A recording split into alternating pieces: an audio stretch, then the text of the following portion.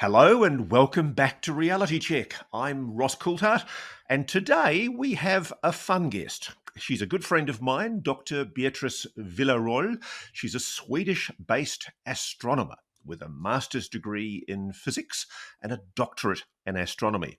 And not only is she a brain box, she's also very, very interested in the subject of ETs.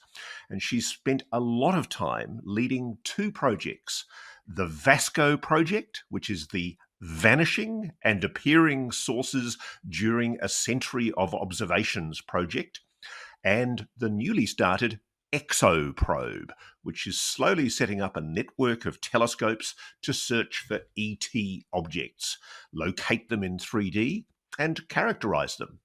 And both projects are currently searching for non-human artifacts and probes in the inner solar system near the Earth. And if that's not enough for her, she's far too busy for her own good. In her free time, she has also initiated the European UFO Crash Retrieval Initiative, with the aim of searching for crashed ET spaceships in Europe, i.e., doing field trips looking for crashed spaceships. I can tell you, Beatrice Villarroel is a fascinating interview. I really admire her dedication as a scientist to covering an issue that is so stigmatized and taboo. Beatrice, welcome to Reality Check. Thank you. It's a pleasure to be here. So before we go any further, Beatrice, one of the things I love about the fact is that you're in Sweden, and everybody in the debunking community always says that there's nothing that happens in ufology outside of North America. And yet you guys at Uppsala Airport in Sweden have been being buzzed recently by supposed drones. What are they? Are we talking about something anomalous? That's a good question. Last year we had some drones, because that's what we very often call UFOs in Sweden. We had some drones over the nuclear power plant, so maybe it was 2 years ago. Already, when I say last year, it could also be the previous year. And in the last 3 days, we also had drones over the airports. And it was first 3 days ago, then 2 days ago, and yesterday when I was flying back from UK to Sweden, there were also some drones right before. And they have discussed this and the Swedish police, and then they made a report to NATO.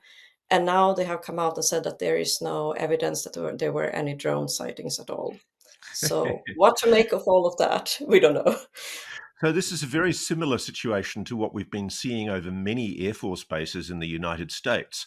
Often there are objects clearly reported by locals, civilians, and military personnel on the bases. They're called drones because that's the useful explanation, and it's also a more neutral one.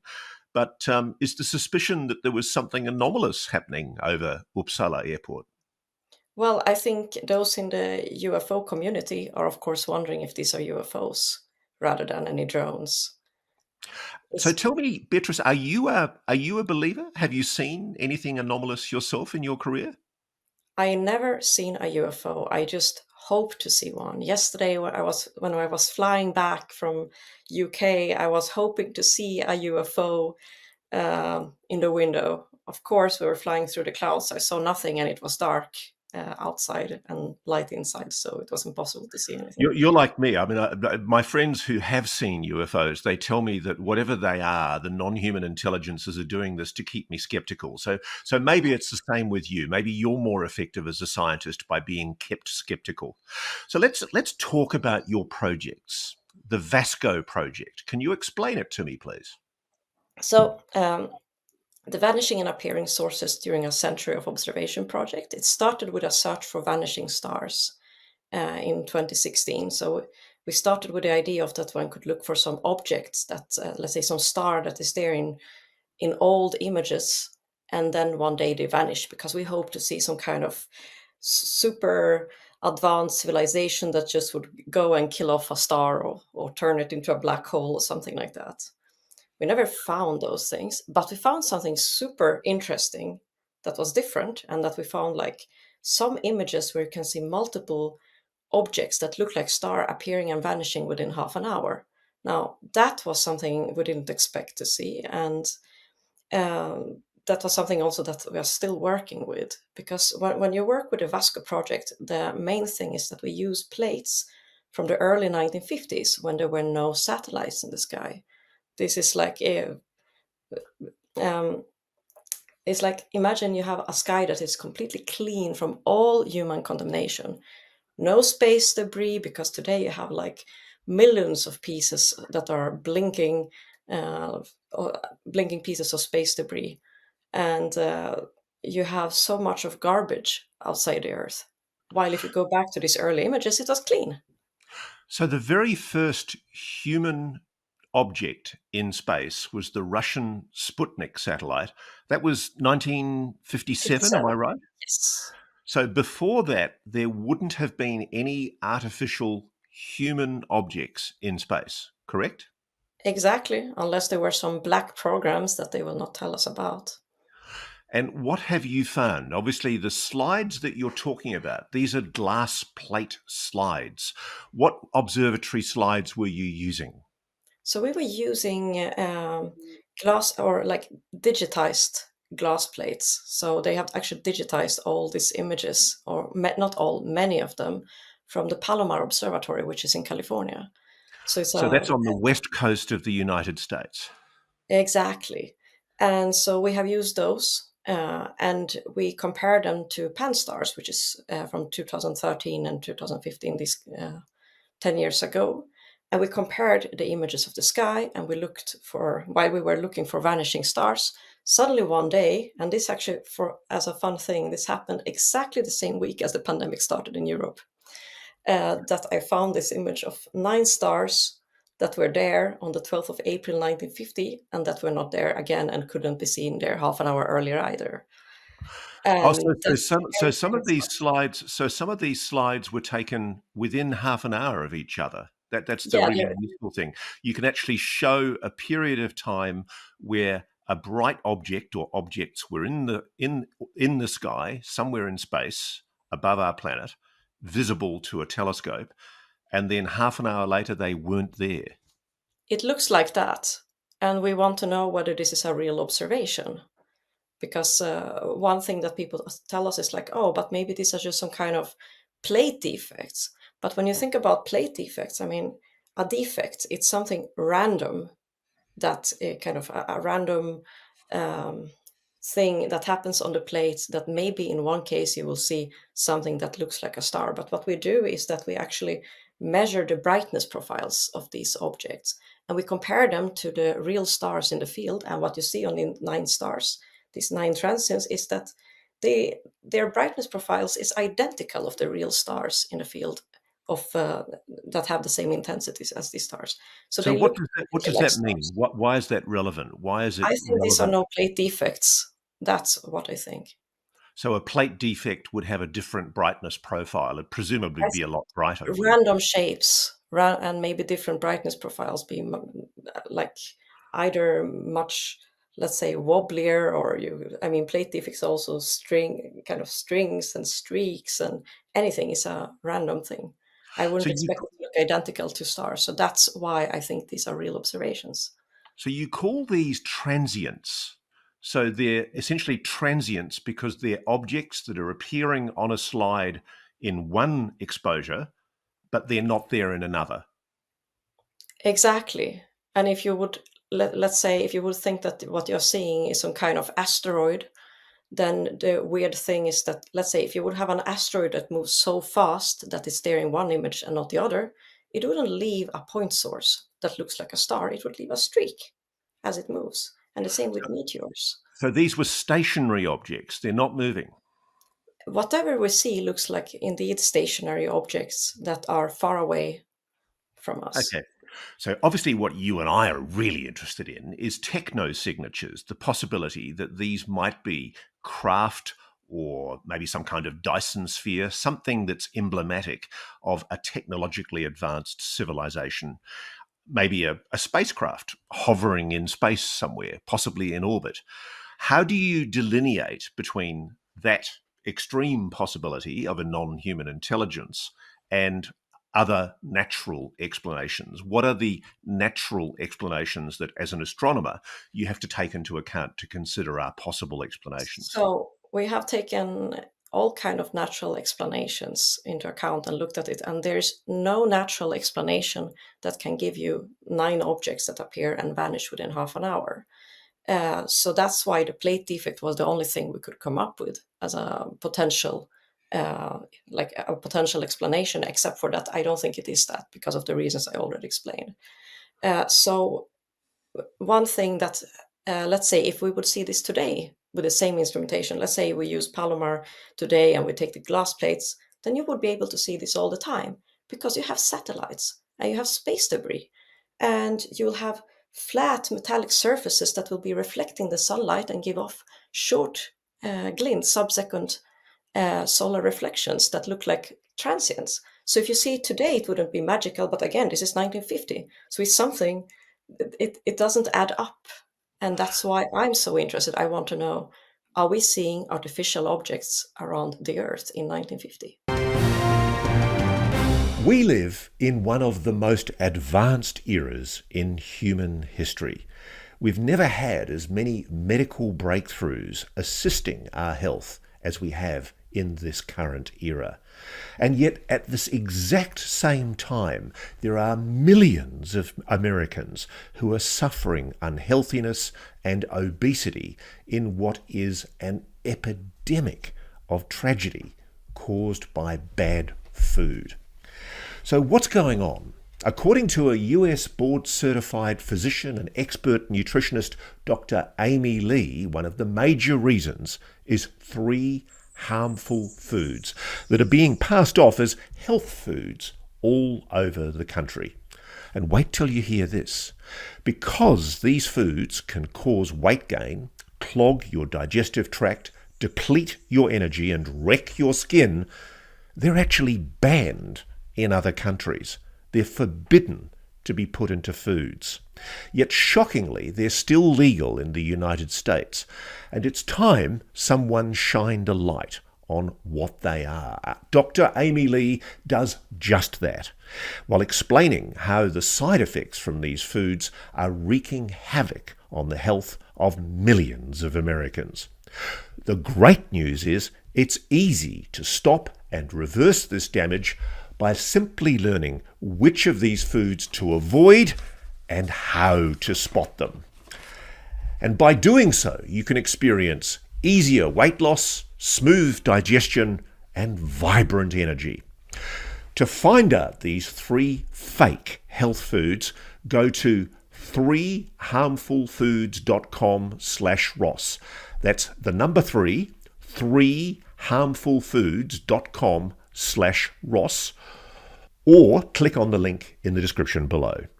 After years of extensive study, Dr. Amy Lee put together a revealing video, totally free to the public, so you can never get duped by these foods again.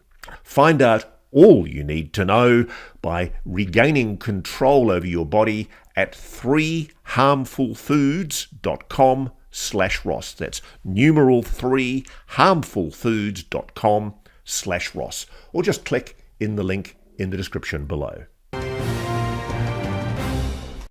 Okay, so before we get to the issue of artificial objects or potentially artificial objects, which is by far the most exciting aspect of your research, can I just explore with you what might be some of the natural explanations that you've had to consider to rule out those natural explanations? I think one of them is something called gravitational lensing, when the gravity of an adjacent celestial object somehow distorts light and bends that light and obscures that light. Can you explain that to me, please? Yes, so if you would have a gravitational lensing there, or like effect from gravitational lensing, you could expect maybe some kind of changes in all stars in that same field. However, we only see of these 9 stars, and all the other ones are unaffected. So, And we also have take different times. gravitational lensing out. What about, say, a supernova or something like that? Well, it's extremely unlikely to have 9 supernovae happening there all at the same time, and also they usually take months. It's not half an hour. And you've already explained that it couldn't be a meteor or a comet because if it was, you would get a streak in the exposure because it was moving. Is that correct? Exactly. So, what are the other? Is there any other explanation, natural explanation, that as good scientists we ought to be considering? Well, we were thinking about, for example, well, we were thinking about supernovae. What else were we thinking about? I already forgot everything we were thinking about. But what we did was that we looked at, let's say, a phenomenon, and we looked at the typical rates. How frequently does this happen on the sky? And you can see that all these things like supernova and micro lensing events, all those are happening far more rare, and definitely not in such a small area of the sky. So we could just ignore all of that. So, let me be very clear in this. So, what you see are nine objects in one particular region of the night sky. It's not disparate all over the visible night Exactly. sky. So it was nine objects in one particular region. Are you able to isolate what area of space it was? Was it in orbit? Was it far out? Are you able to figure that out from the Have slides that you one were looking at? image, and that's what's the problem with the VASCO project. We have one single image, so you can't say how far out it is. It could even be, in principle, somewhere inside the atmosphere, but very, very high up. It's just that we can't tell that from one single image. Imagine if you would have some nine objects that would pop into existence high up inside the atmosphere. It could also look like that. So we need actually, that's why we need ExoProbe, where we can actually localize them and tell the distance. So I'll get to ExoProbe, but I first want to hear now. So we've ruled out all the possible natural explanations. You're talking about nine transient objects that appeared on a slide in, I think, did you say 1950? That was 12th of April 1950. 1950. And they're not there in a slide half an hour later. Exactly. Or maybe So, it was earlier, actually. And yeah. then we looked also 6 days later, and we looked 30 years later, and we looked at, we even took the world's largest telescope, the Gran Telescopio Canarias, which is a 10.4-meter telescopes, and we went super deep and we looked at this place, and there was nothing there, and we said, okay, here we use this very big telescope, and there's nothing on the place. And So what do we know about the time, the date of when this exposure happened, when these nine objects appeared? Is there any significance in that date in 1950 at all? we checked it. We didn't find anything special on the 12th of April 1950. So, what was it, Beatrice? I don't know. I wish I knew. But can we assume that one potential plausible explanation is that whatever they were artificial? They Yes, were there. They were capable. Whatever they were there 1 minute when a slide was taken, and then half an hour later they weren't there when another slide was taken. exactly. And if I can spin further on your thought, if I may, we have later we kept on working with like searching for new examples. For example, I was thinking about that one way how you can actually show that it's not plate defects is if you find several of them that are aligned on a line, because that would be something that comes also with the movement. And we wrote a paper, we published it in Acta Astronautica about how to do this search, and the referees were happy with the way how we suggested how one would search for it with the statistics. And then finally we made a search, and we actually found two examples that were statistically significant where you can see several along a line. So here is one image, and what you can see here is that you have five objects that are aligned along a narrow strip, as you can see here. And the probability to have this by chance is 1 in 10,000. It's a so-called 4.2 sigma statistical significance on this detection. And what does And that it mean happens. for a bear with a very simple brain, Beatrice? What does that mean? What do It's we? the chance to get five transients aligned on a line, or just five objects aligned on a line in such a image, is 1 in 10,000. It's very small. And you can see this example here. And on top of So that, could they be spacecraft? I mean, It could be. is it It's a plausible to possible you that you might have? explanation. Yeah. I mean, essentially, what's behind all of this is the implication is that these are artificial objects of some kind, perhaps non-human spacecraft. And to make it even better, it happens on a date, but we didn't know that because we posted it on archive first with an error in the table where I had the wrong date, I converted it wrongly. Now we have corrected it. Well, still not on archive, but we already know that the correct date is that it happened, this our best example, on the 27th of July 1952, which to me, when we wrote the paper, was an obscure date. However, later my colleague Enrique Solano found a beautiful example of three transients that uh, again, like they were the brightest and most beautiful of all our examples, where you see three transits appearing and vanishing again within half an hour. So here you can see these three beautiful stars. You see it in one image, but you don't see it in the other. And this one happens on the 19th of July, 1952. And that is when a friend of mine, David Altman, pointed out, hey, do you know what this date is? I said, no, I have no idea. Well, it's a very famous date. Uh, this Washington DC UFO flap. I said, "Oh, really?" So I went and looked at that. Wow, that's a coincidence, and So, that is can I? This is just such a yeah. precious piece of research. I love this. This is good science finding something potentially anomalous, which cannot be explained naturally. There's no prosaic explanation that explains what we're talking about here. So you've got two dates in July of 1952, one the week after the other. One's the 19th of July and the other's the 27th of July, correct? Yes, and I had never heard about the Washington DC flap when we found these things. That's And, the and, best and, part. and one of the greatest sightings in UFO history. It's one of the most recorded incidents in UFO history, was the notorious, as you say, Washington UFO flap in 1952.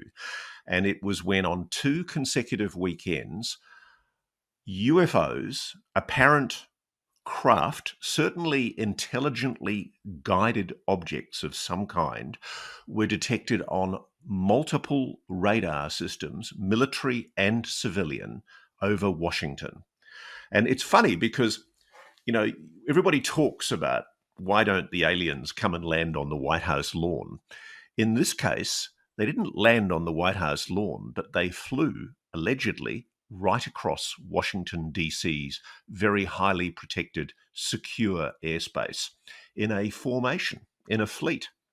And it really does beg the question, have you inadvertently, with good science, captured image of something that was potentially either in upper orbit or in orbit itself or near Earth orbit, which may in fact have been associated with these objects on those exact same dates? I wonder the same because I don't know if this is some highly unusual coincidences that we happen to find these unusual extreme anomalies exactly on these dates, on these two dates. Because if it would be one of them, it would be a coincidence. When you have two of them, you have a bigger coincidence. And now, of course, I'm wondering if there's much more that can be found in these plates where you could actually find a correlation with known UFO sightings. And that's something I hope, or we're actually working on right now. So, It's a so big just work. just explain this to me. So, are you able to say with any definitive conclusion that these are artificial objects? Like, what Yeah. conclusion legitimately can we reach based on what you know? You know that in a period shortly before the 19th of July 1952 and the 27th of July 1952, other photographs were taken and those transient objects were not there. But in those specific dates, which correlate to the Washington flyover, they were there. I mean, what's a legitimate scientific conclusion to reach? You tell I me. cannot make a conclusion of this yet. What I can do is to form a hypothesis and say that it seems that there is a strong correlation between multiple transients and UFO events, and that in case we can show this correlation in a strong way, we would actually find support for that we see that UFOs are related to artificial objects.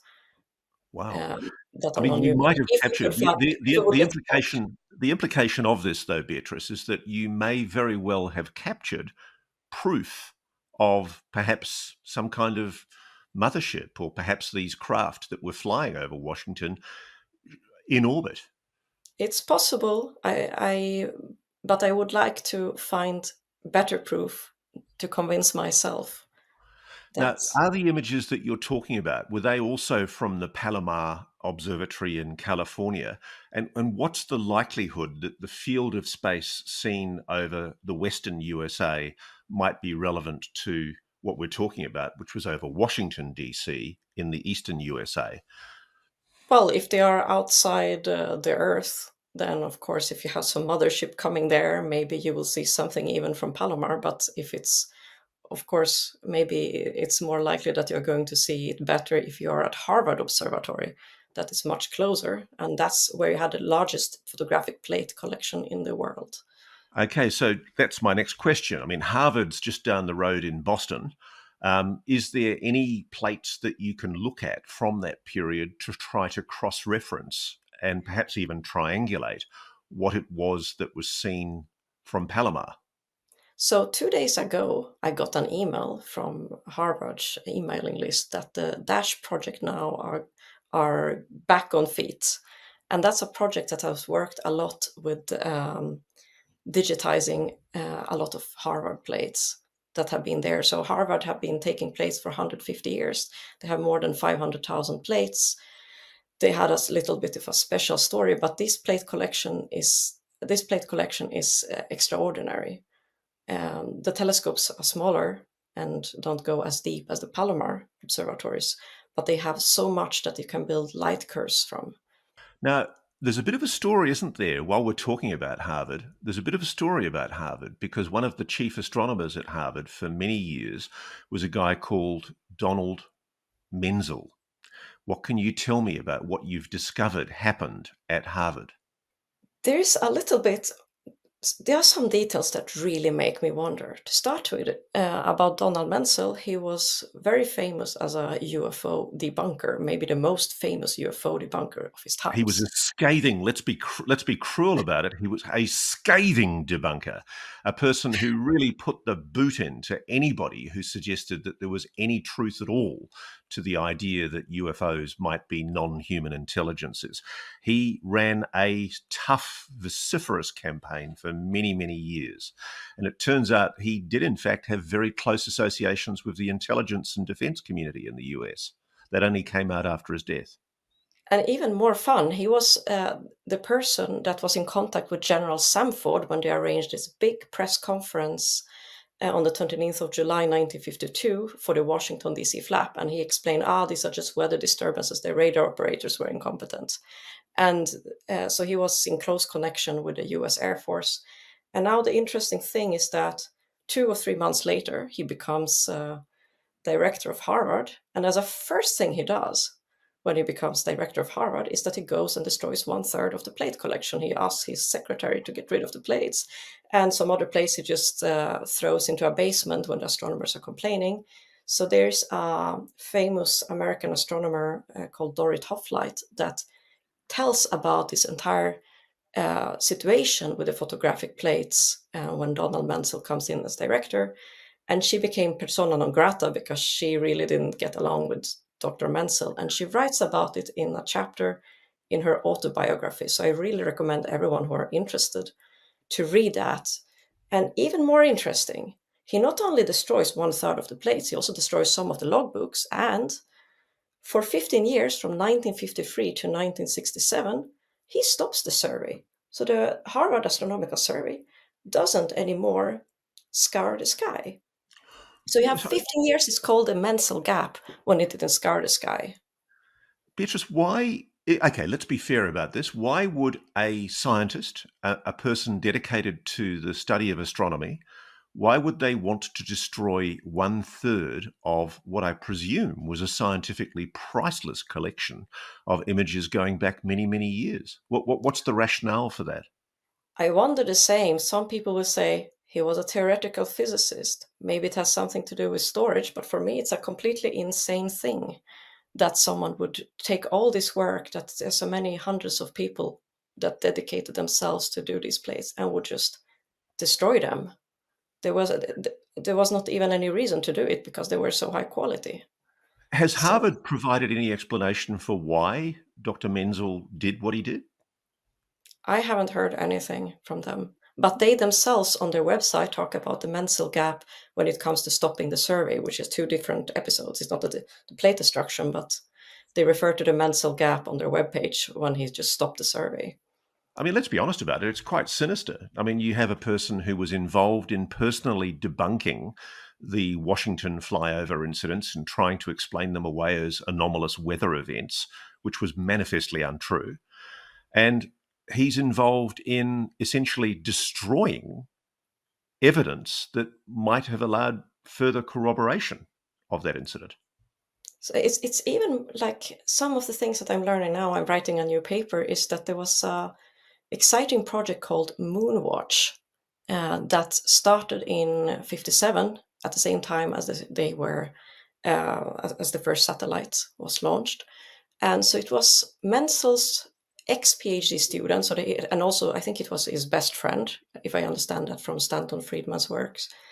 So Fred Whipple and Menzel were close, and Fred Whipple started this Moonwatch project, which was about searching for kind of all artificial objects. In those times, they were tracking satellites, and they had 12 stations all around the Earth, and a lot of citizen scientists who were helping to track these satellites. And that is also how Hynek apparently came into this entire topic, because if I understand it correctly, he was working with a Moonwatch.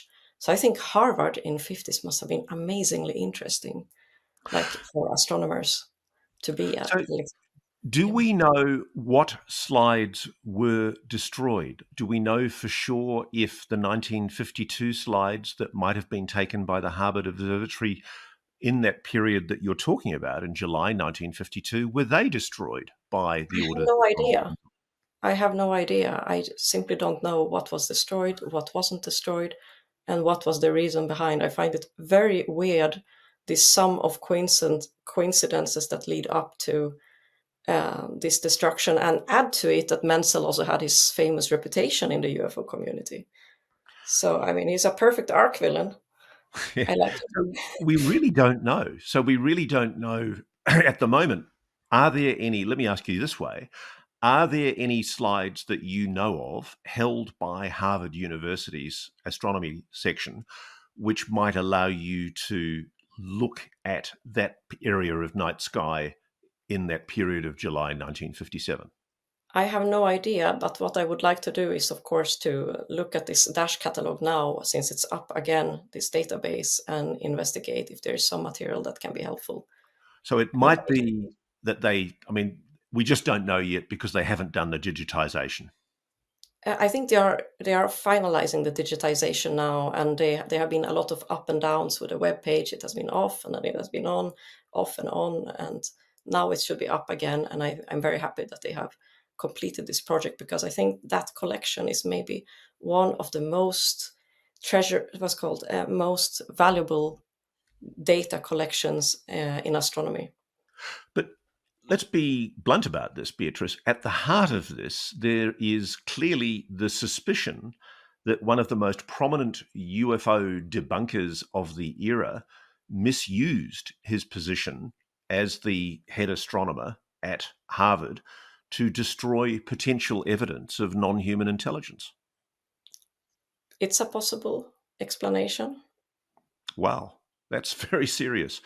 Let's talk now about the ExoProbe project, which involves you setting up a proposed network of telescopes to look for ET objects. What is ExoProbe and how does it work? So ExoProbe, it has taken us a little bit of a while to get it started, because when you buy a telescope through the university, it usually takes 1 year before you put the order until it arrives at the observatory. So imagine now we had the trouble with these plates that we have one image everywhere. So you can't tell the distance. You can't even for sure know that it's real objects you are seeing, because you still wonder, what if there's some kind of error in the image that you just didn't think about that would produce something false. So you still always play with this possibility that what if it's not real? And we don't want to have that ambiguity anymore. So ExoProbe builds on that. You create a network of telescope, or you build it over time, this network of telescopes. And by having multiple telescopes watching one region of the sky, you can directly verify if something is real because you will see it in more than one telescope. And I And by presume having you could triangulate as well. Could you calculate exactly, the distance? exactly. So you can calculate this distance. If it's inside a solar system, you're going to be able to triangulate it. Or like we talk about, we measure the parallax, and will get the distance. You can localize it in 3D, but also we have a telescope that is taking spectrum in a wider field. So you directly characterize it, the object. So you can do so let's say you get three transients appearing and vanishing at the same time. When you do the ExoProbe, you will be able to catch these three transients. You will be able to localize them. If they are, let's say, inside a solar system, you will directly estimate where they are. And you will get a spectrum that will tell you if this is a solar reflection that you're dealing with, or if it's some weird emission from something that you have never seen. So, and you see some weird lines and a very weird spectrum. And no matter what you get, you will get information. And that's what ExoProbe is about. And the more telescopes you have, the more accurate the 3D localization. So, how far apart do the telescopes have to be able to triangulate? And just for our audience's benefit, for those who don't understand what I mean, essentially, if you know the distance between the two telescopes on Earth, Yeah, you can then. so we are interested in looking at geosynchronous orbits and beyond. We don't want to be too close to the Earth. And then we are going to have two telescopes separated by, let's say, 15 kilometers. We still need to get the second telescope for these 15 kilometers. And we hope also in the future to get two telescopes separated by 1,500 kilometers, let's say one in New Mexico, another in California. And then you can see out to, let's say, half the way to Mars and look at objects that far out. And I think this is the range where we are going to operate in, like inner solar system. So let's say there's, Zug from planet Zeta Reticuli is chugging along in his hyperspectral cruiser, flying somewhere in our solar system, trying to avoid detection by us humans because of the Prime Directive. What your ExoProbe could do is it could show how far away his craft is.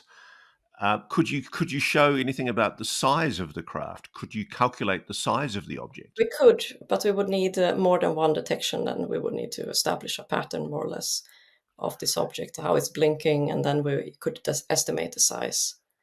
So, how And many we of these ExoProbe telescopes do you have at the moment? Right now, we have one single telescope, the ExoProbe, that we are now installing, the first one. Then we have our collaborators of space laser awareness that are complementing with a telescope for taking the spectrum. And we are trying to, of course, to do fundraising for the remaining telescopes. Or find people who want to collaborate with us. That's something also that we want to do.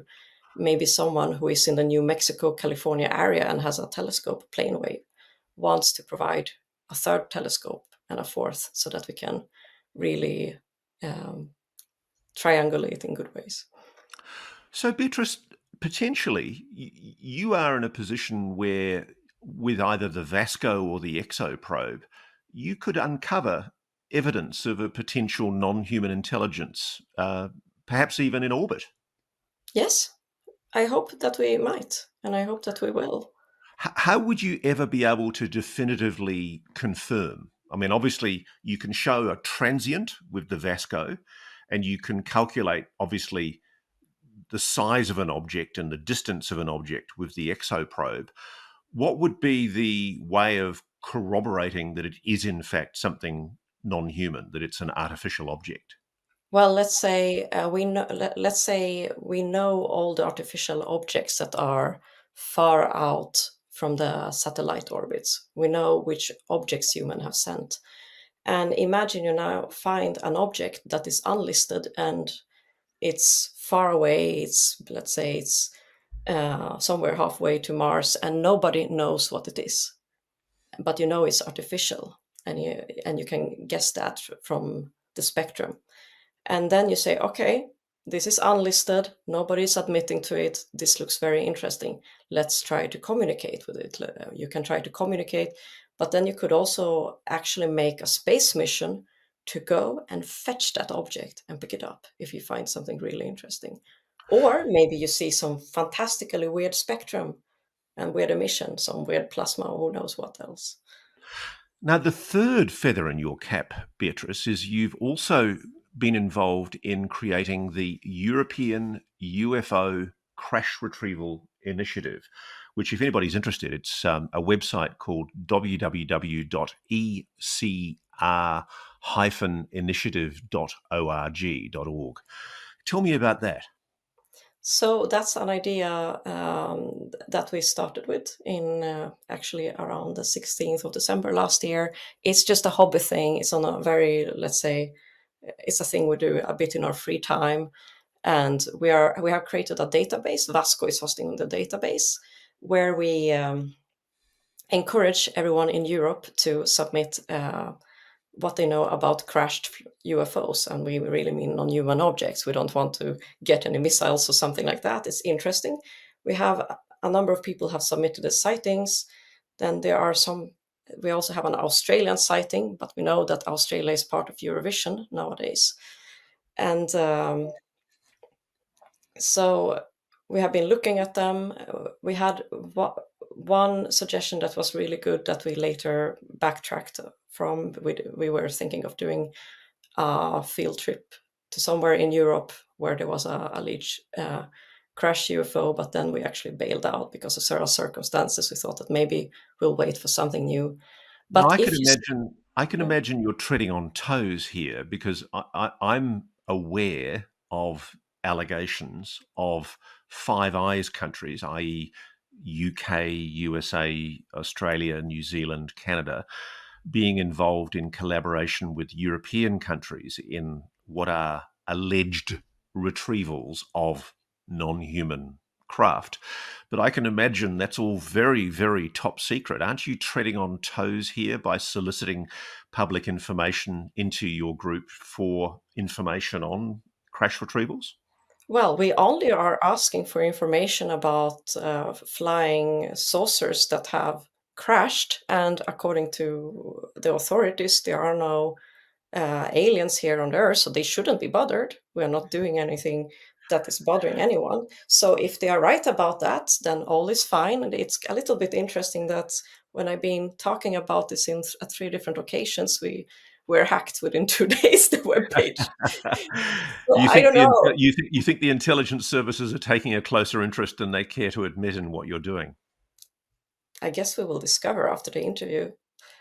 Can I ask you this? Have you had convincing evidence presented to you by good sources suggesting that there is possible UFO crashes and retrievals that have taken place in Europe? I haven't been convinced yet by what we have received, and I hope that we will get something better. So Have you been invited by any political group or political organisation? Are there any governments taking any interest in your work? I was at the European Parliament on the 20th of March presenting.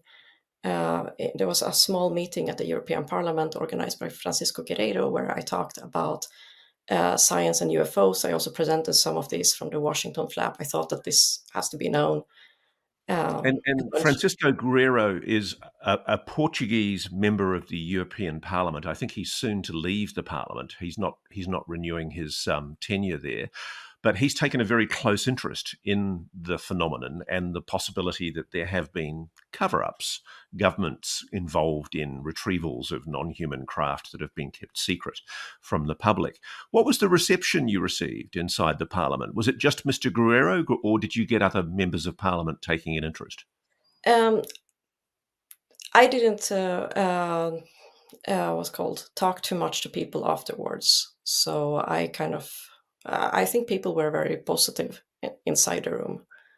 I also were contacted afterwards by some people, including someone from the European Commission, who wanted to talk to me after this. So I think there was some interest, but there is still a stigma, so people are quite shy about it. They prefer Is to there do. an interest though? I mean, this is what I'm drilling for. I mean, there's a lot of debunker suggestions that this is all nonsense, that the Pentagon has suggested there is nothing to all of this nonsense about UFOs, that David Grush is obviously batshit crazy. The whole thing is a joke, and we should all just go back to our lives and ignore this nonsense about UFOs. Is that the impression you're getting from the European political leadership? Um, well, I don't know anything about the European politics because I don't follow politics at all. But my impression is that there is far too much of interest from certain groups of people that are professional into the topic in order to dismiss everything. And I think I prefer to leave it at that and not go deeper into what I I mean. But understand. I can say it has changed my life in some ways digging into this topic. So I was a hard kind of very agnostic 2 years ago, and now I believe much more that this is a topic that has to be changed. What has convinced you? What has been the moment, the tipping point, the moment when you realised I really do need to take this seriously? Well, there were several things that happened to me. The first, the Washington plates, of course, was a very big thing, like realizing these weird coincidences, realizing the thing with Menzel. A third thing is that I was one of those who was fed with the stigma in some ways. Like I was marinated in the stigma as a scientist for a long time. And I thought that, oh, all the people who work with UFOs are a little bit weird or crazy because I seen this, they show you some TV documentary series in Sweden and you look at these people, say, oh, I don't have much in common with them. You think a little. And then you realize you meet the people who work with UFOs and it's super talented, brilliant, smart, successful, much more healthier in all possible ways than normal academics. I seriously believe that there's a much like healthier attitude to life among the ufologists and among the academics. And And you suddenly a lot of those people are scientists too, aren't they? I mean, there's a lot of people in science who you and I know who are taking a very close interest in this subject, but they don't want to flag publicly their interest. A lot of scientists are engaging with this phenomenon like never before. Is that your experience? exactly, it's a lot of scientists who are very engaged in that. It's really a lot of scientists. I think there is also some intelligence services interested in scientists who work on that, and I will not say anything more about it. But that has also been something that has made me think that it seems to be really serious, and people don't understand how serious it is. So I suspect, I might be wrong, but my impression at this moment is that the stigma has been really. I support the people who think that the stigma was carefully designed, and where stigma didn't help to stop the scientists, enter other parties to try to slow down the scientists. That's my impression. Can I ask you this as a scientist, and especially as a female scientist working in this field, have you been subjected to, if you like, stigmatizing treatment? Have you been ostracized in any way by your Yes. professional colleagues? Yes, and it's a longer story. I don't know if there's time to take it, but so it's for me started in 2021, in May 20, or actually end of May or beginning of June 2021, when we found these 9 transients. And as I published it, and one of my um, colleagues or my second author on that paper is Geoff Marcy. So Geoff Marcy is a very, very famous astronomer from the exoplanet community because he, together with Didier Queloz and now I lose the names, Michel Mayor, the exoplanet guys who got the Nobel Prize, he actually discovered the first exoplanets, and they were like all working on these first exoplanets, and he was nominated for a Nobel Prize. However, in 2015, 3 months after he gets this $100 million grant, which is the largest grant ever to search for um, extraterrestrial intelligence, 3 months after, he suddenly gets into a sexual harassment scandal. I didn't know him that time, but he got into this scandal, but he kept on working. He published papers. He retired. He retired and left his position. He left this breakthrough list and that he was supposed to lead the SETI program, and kept kind of publishing. But however, exactly that week, as we got our 9 transients paper accepted, by pure coincidence, the National Academy of Sciences announced that they are removing Jeff as a first person ever from the National Academy of Sciences. And they do a press announcement, so it's written in the Science Journal, it's in Nature Journal, and then suddenly everyone jumped on me for how can you work with Jeff? And I start getting excluded from conferences. I get horrible social media comments. I get unpleasant phone calls. It has been so many things happening since I've been blocked from conferences. Basically, my astronomy career was kind of has been closing at that time. But the problem here is like for example, I had one offer that came from the SETI Institute about like applying to become affiliate. If you become affiliate, it means you can get grants. And this came at the same time as they knew that they would be getting $200 million. So it was a great career opportunity to become an affiliate and later maybe see if I could get some support.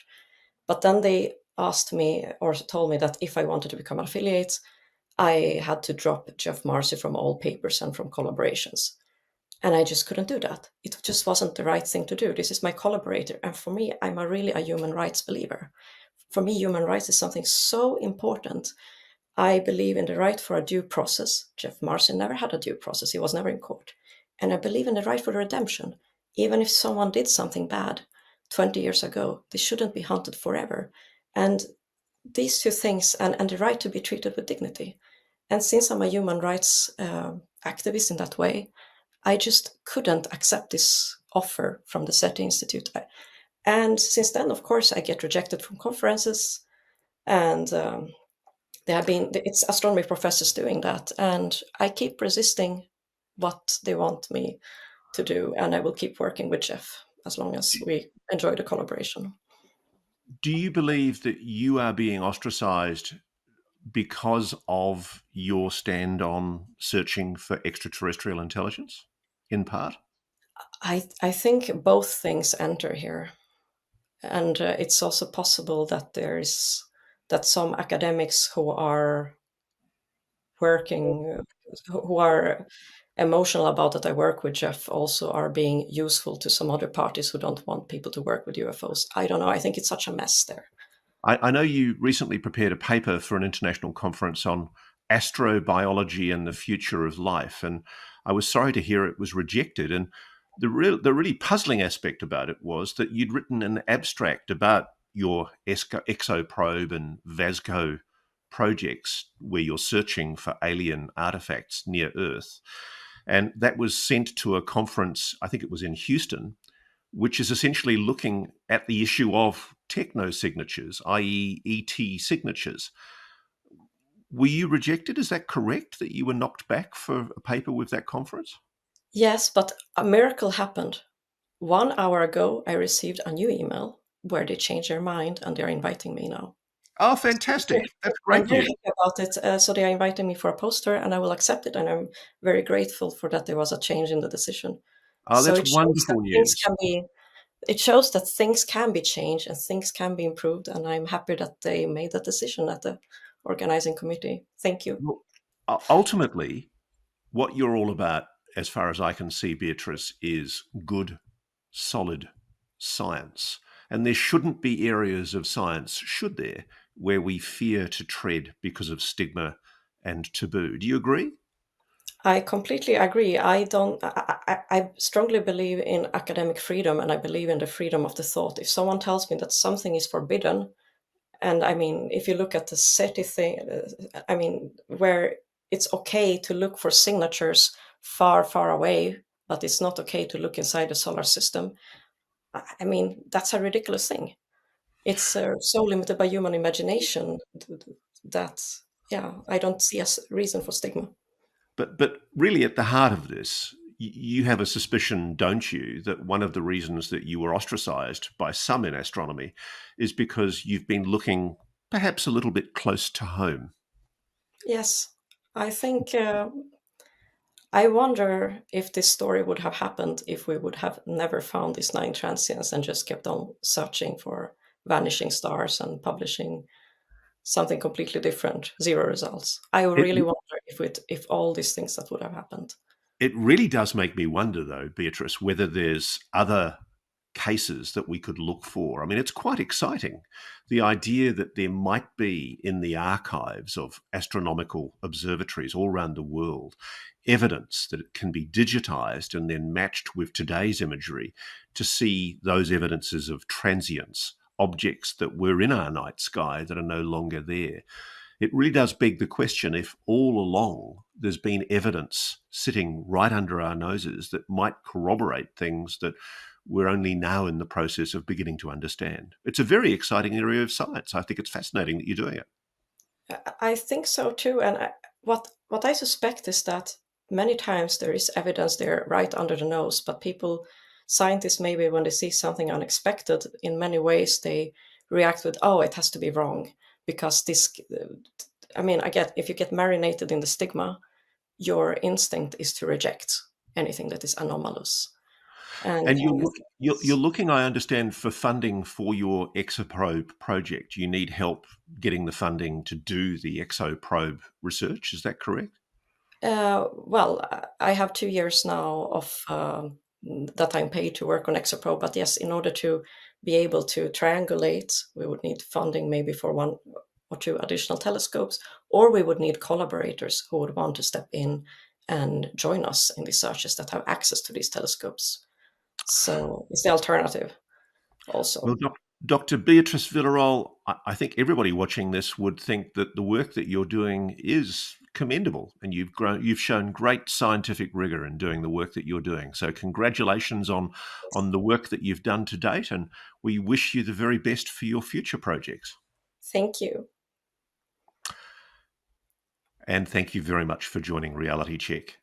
Dr. Beatrice Villarol, thanks for joining us. We look forward to having you back sometime soon when you've got more exciting discoveries to tell us about.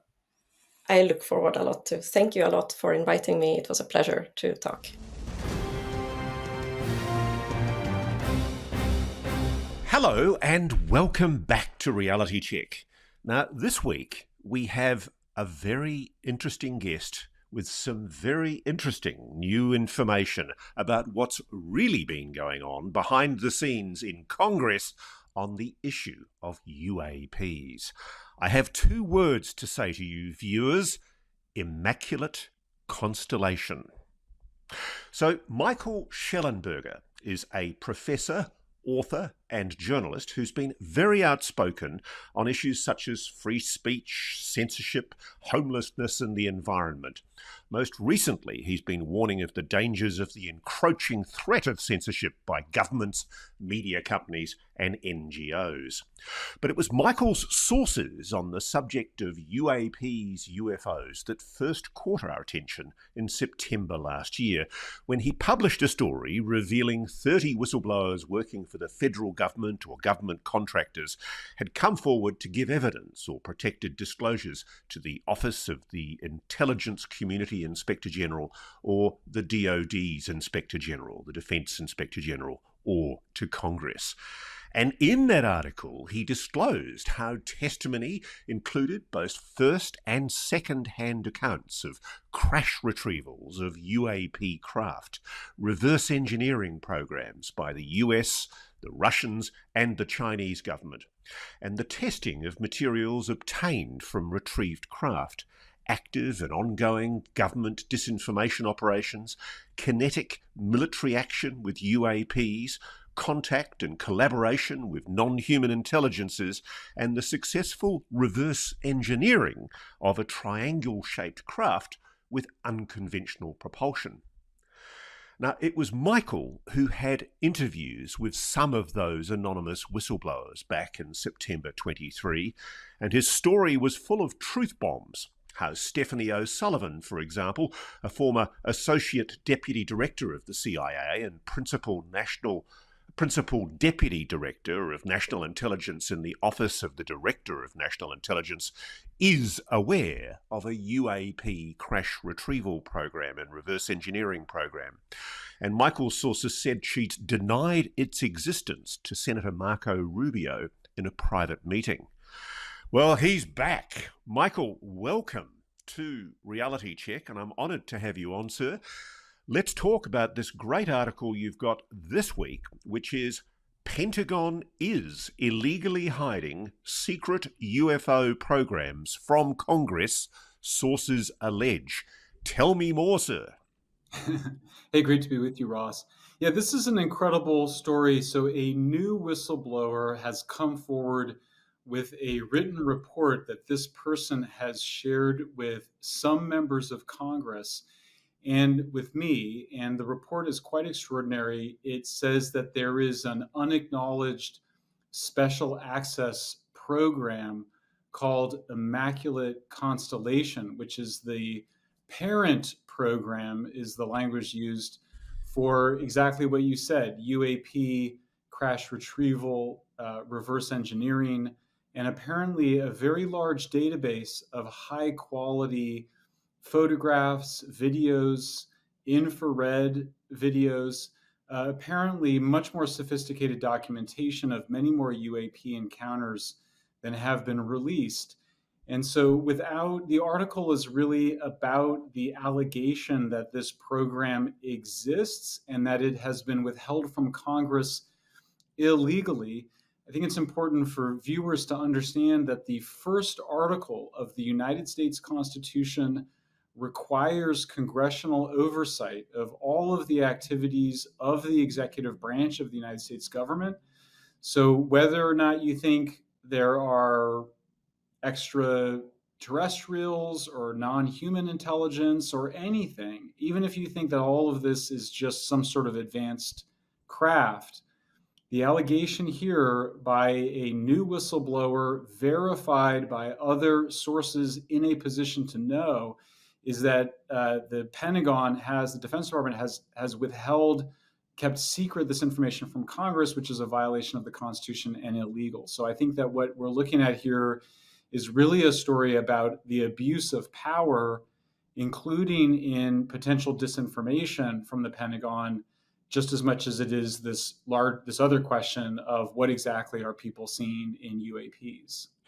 Now, Michael, this is clearly all rubbish because the Pentagon has assured us, as recently as May this year, that there is no evidence that any non-human, alien or extraterrestrial intelligence has visited Earth. And that's a formal finding by the ARROW office, the All-Domain Anomaly Resolution Office, which is the Pentagon's UFO investigation office.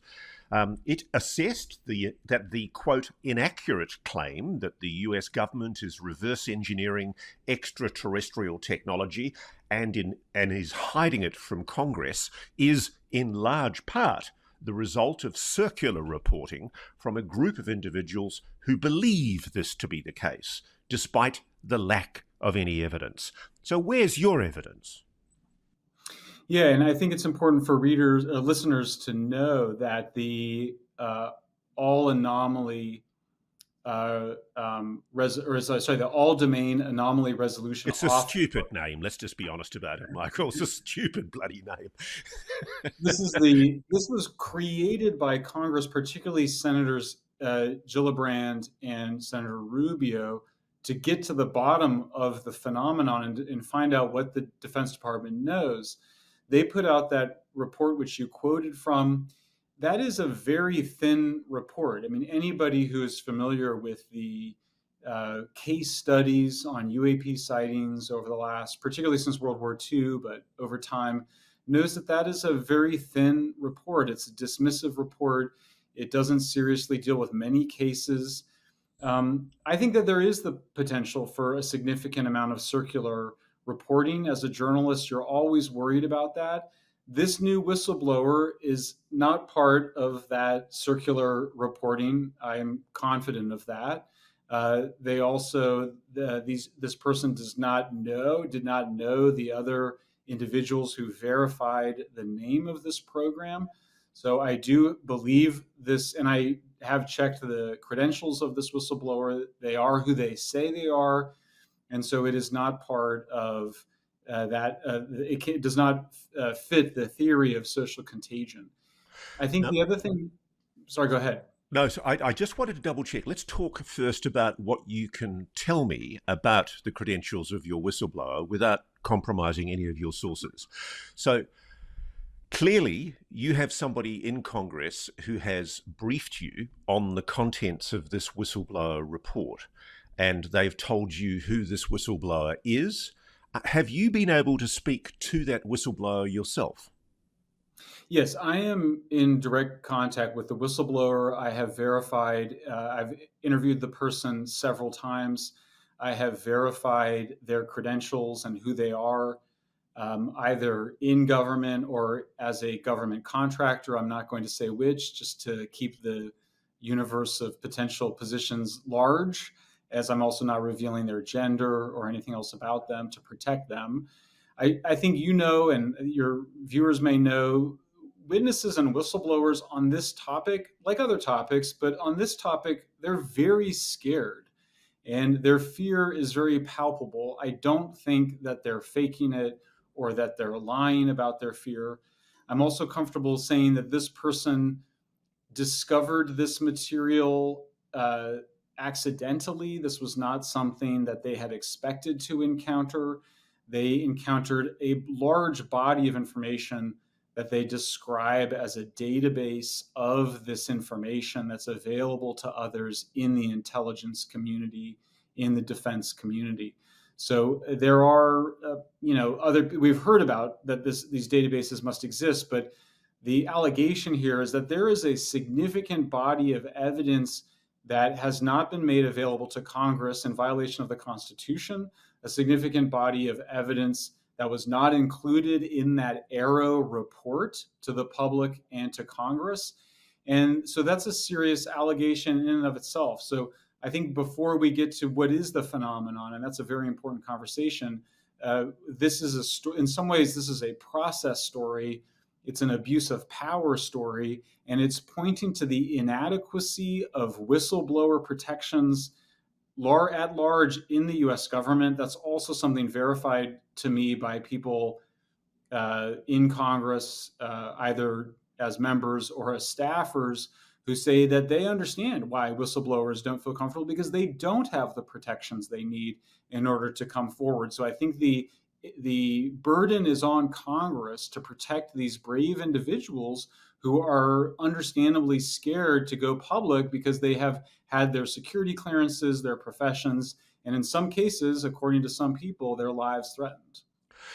Now, Michael, when I did the introduction to you earlier, I very specifically used a section of your first article from September 2023, where you named Stephanie O'Sullivan, a former Associate Deputy Director of the CIA and Principal Deputy Director of National Intelligence in the Office of the Director of National Intelligence.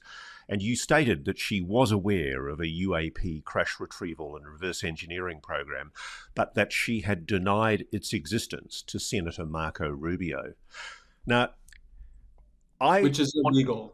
Which is I, illegal. I want to focus on that for a moment because of something I know that I'm not going to discuss in detail here. You've had no reason, have you, to doubt the accuracy of that assertion at all? None. The allegation on its face is that an officer of the US government has lied criminally to a senator of the United States. Yes. A very serious accusation. You know, the thing I find incredible is you made that allegation back in September last year, like a year ago, and absolutely nothing has happened as a result of it. It's I guess what I find depressing is the lack of interest from Congress, at least publicly. You know, we get the odd quotes from Ask a Poll, Matt Laszlo, as he doorstops politicians, and they say, you know, we've got UFO hearings coming, and, you know, obviously we're keen to get to the bottom of this. But where is the vigor? Where is the understanding of the degree of criminality that you talked about in your original article and you're now talking about in this new article? Because what we are talking about here is a constitutional travesty. It's a breach of, as you say, Article 1 of the United States Constitution. That's right, Ross. And I should say for viewers who don't know, my bread and butter has been on covering abuses of power. We've covered abuses of power, including the weaponization and politicization of the FBI, the CIA, the Department of Homeland Security, on free speech issues, but also on retaliations against whistleblowers. This is absolutely a nonpartisan issue. It doesn't matter your politics. You do not want the agents, the investigative, security, police functions of your government being weaponized for private interests or political interests. That's a very, very dangerous moment. That's how you get totalitarianism. So for me, this is fun. This is first and foremost a story about abuses of power. You might think that what people are seeing, these UAPs, are just new military craft and it should be kept secret from the American people. That's fine if you think that. But they still are required by the Constitution to inform members of Congress about those programs. I note in my article that, yes, for super secret programs, you don't notify every member of Congress, but there is something called the Gang of Eight, which are the committee chairman and the ranking minority leader on the House and Senate Defense and Intelligence committees. They are absolutely a requirement to tell them both about unacknowledged special access programs, of which Immaculate Constellation is allegedly one, as well as to notify them of CIA covert operations and other intelligence community operations, including potentially the retrieval or reverse engineering of exotic craft, to use the jargon in congressional legislation. But look, the bottom line here is that Congress needs to show some backbone.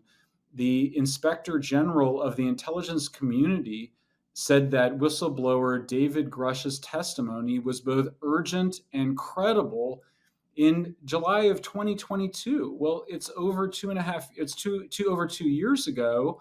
Grush has testified in front of Congress.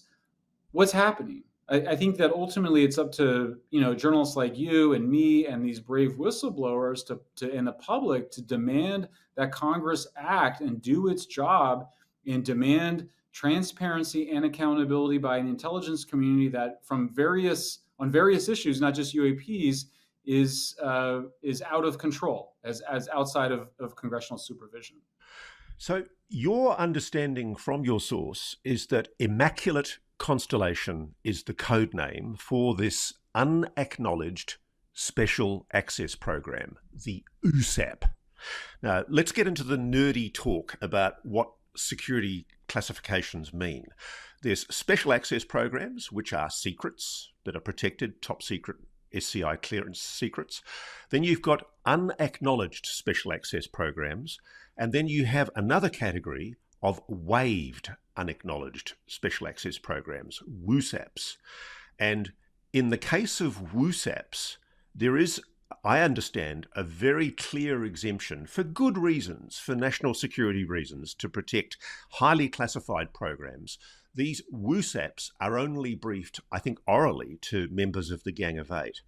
But the unacknowledged special access programs, USAPs, which is what you say Immaculate Constellation is, there is no reason at all why that could not be disclosed inside a SCIF to the Senate Select Committee for Intelligence, the Armed Services Committee, all of those oversight committees that are part of the constitutional requirements for accountability and transparency. Am I correct? Yeah, that's right. There was no mention by the new whistleblower or the people that confirmed the existence of Immaculate Constellation that it was a WUSAP. It was simply an unacknowledged special access program. And so it should have been absolutely briefed to the Gang of Eight. I will say that one of the individuals who confirmed the existence of the special access program told me that simply publishing the name unacknowledged, the name Immaculate Constellation would trigger surveillance of me. That it is located, is kept under very tight secrecy in the office of the Secretary of Defense. Obviously, that is a little nerve-wracking. I will say I gave the Pentagon, I emailed the Pentagon with a very detailed description of my article last Friday. They asked in the morning, they asked for more time. I gave them until Monday. Monday, they said they needed until the end of the day Monday. I had not heard from them by the end of the day Monday. So they had almost 5 days to get back to me. And you and I are recording this on Monday evening. So if there is an update to this, hopefully you'll mention that to the viewers. But I have not heard from the Pentagon, which you can interpret however you like. But I think the bottom line is still the same here. If you believe in democracy, which is ruled by the people rather than ruled by secret police, intelligence, and security forces, this is information that absolutely needs to be briefed by the DoD and or the IC to that Gang of Eight or to a broader committee of Congress. Now, Michael, I can tell you there's a lot in your article that doesn't come as a surprise to me. I just haven't been able to corroborate with my sources what you've been able to find out about certain code names and what you know about the contents of that program. But what I can tell you is the reference made by your source to the fact that there is a database that's being kept separate, which was discovered. I am told that what the Admiral Tom Wilson memo written by Dr. Eric Davis says is correct, that inside the office of the Undersecretary for Defense Intelligence, there was, and I'm told still is, a completely separate database that you would understand and your source would understand goes by the name Immaculate Constellation. And it's interesting to hear from you so many years later that what Admiral Thomas Wilson stumbled across, and I have to add consistently now denies, is now being proven to be the case, that there was a completely separate database that was locked off from the rest of the Defense Department computer system, which would explain, by the way, why Edward Snowden, when he did his sleuthing, couldn't find anything about it. There is a completely separate database which is kept completely airlocked from the rest of the Defense Department that contains all of this information relating to the UAP program. So let's go through this. I'm really interested to know more. Your understanding is that Immaculate Constellation consists of the capability to detect, quarantine, and transfer UAP and alien reproduction vehicle collection incidents before they are observed and circulated within the military intelligence enterprise, thus serving as a means of enforcing internal information security. Now, I presume UAP is a reference to a non-human craft, correct? If you're one of the millions of dog owners, you're likely aware that maintaining a healthy dog can be complicated. Joint discomfort, bad odour, lack of energy, smelly breath are just a handful of the troubles a dog can experience. But what exactly separates a healthy dog from an unhealthy dog? According to Dr. Marty Goldstein, one of America's most renowned holistic veterinarians, there is one potentially dangerous substance that you should stop feeding your dog immediately. If your dog has been feeling tired or not having the energy it used to, this one compound could be the reason. Many dog food manufacturers have this substance in their dog foods, and it's one that most dogs consume on a daily basis. This is something that's not being reported by most mainstream media and big dog food manufacturers. After years of research, Dr. Marty has decided to release an informative video to the public, free and uninterrupted, showcasing exactly which foods you should stop feeding your dog, which you can find out right now by going to healthydog1.com/Ross or by clicking the link in the description box below. That's healthydog1.com/Ross. That's all one word, healthydog1.com/Ross. Just by making this one simple change, he was able to support his dog's overall health. You can also do the same thing right in your own home, and it takes just a few minutes a day. So go find that video now at healthydog1.com/Ross or click on the link below to find out right now. You won't believe how simple this is. Now, I presume UAP is a reference to a non-human craft, correct?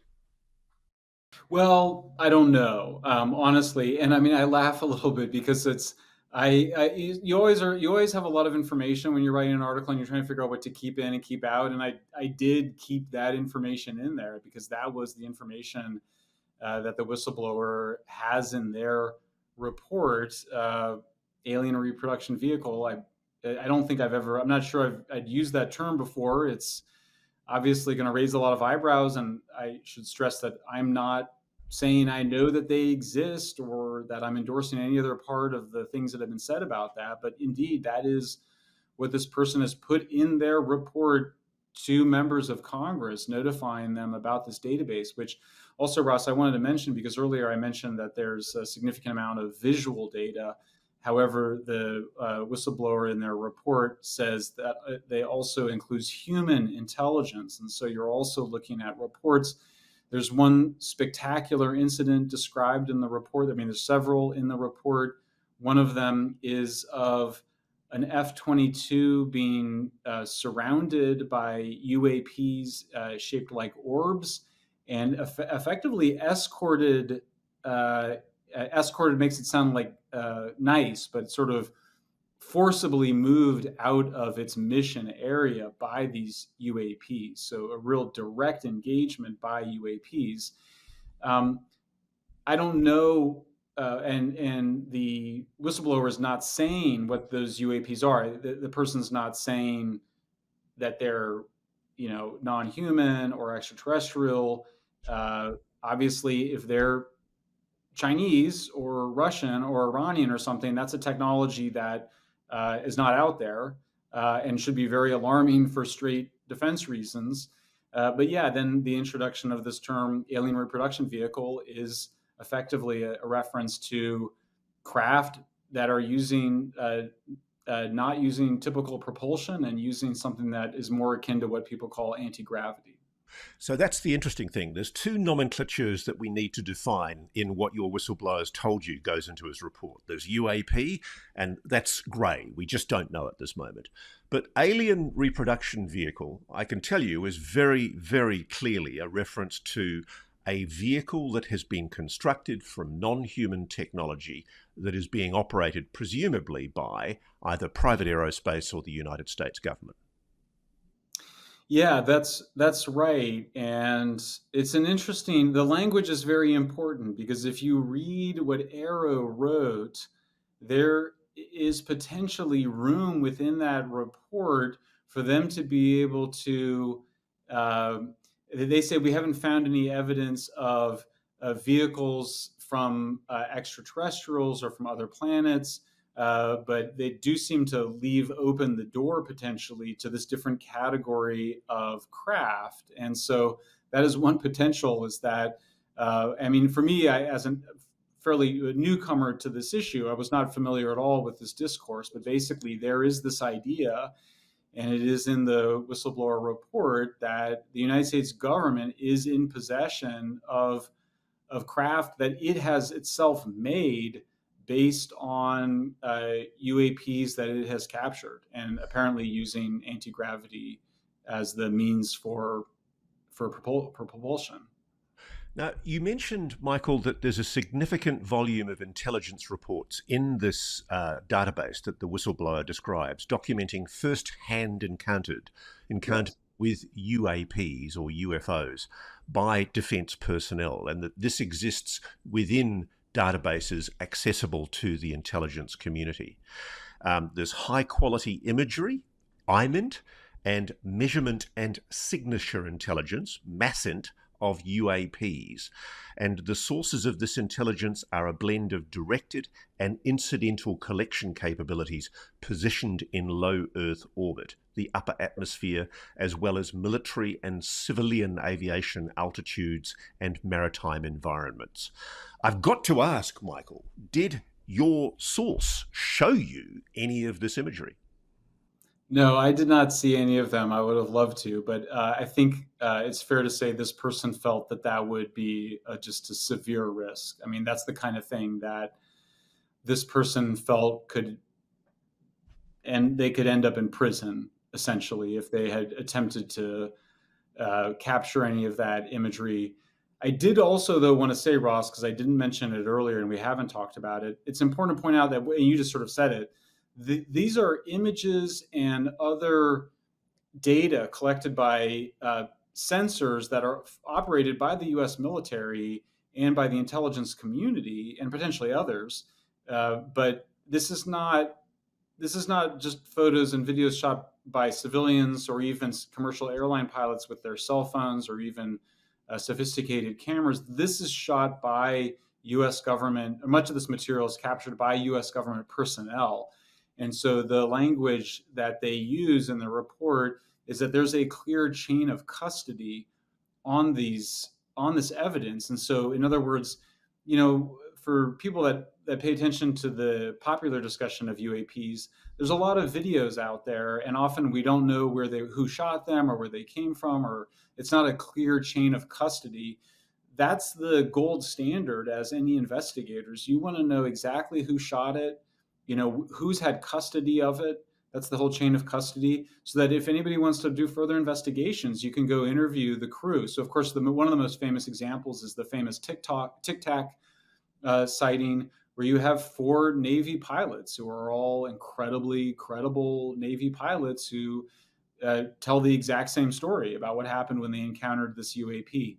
And so that's the level of quality that you're talking about, and a lot of it, not a little bit of it. And we've heard in the past, former Deputy Assistant Secretary of Defense Christopher Mellon has said that there is a significant body of that information. We've also heard Lou Elizondo and David Grush say that. But this is the first time, to my knowledge, that anybody has actually named this unacknowledged special access program and described in some detail both the kinds of evidence gathered as well as the shapes of the UAPs. And I should just say that this report, I hope at some point it does become public. It's a fascinating. There's much more in it than I could summarize in the article, but there's just a fascinating description of different UAPs that we've all heard about: orbs and tic tac and discs and triangles and boomerangs and all the different. You think about the Phoenix Lights, and so you sort of, if you have some familiarity with the big UAP cases, it's very striking to see that there is a database of UAPs captured apparently by the Defense Department and the intelligence community in a database that Congress, at a minimum, the Gang of Eight, should have access to. So let's go through the detail that you were given. I'm intrigued to hear that you heard a lot more detail than you were able to put into your article.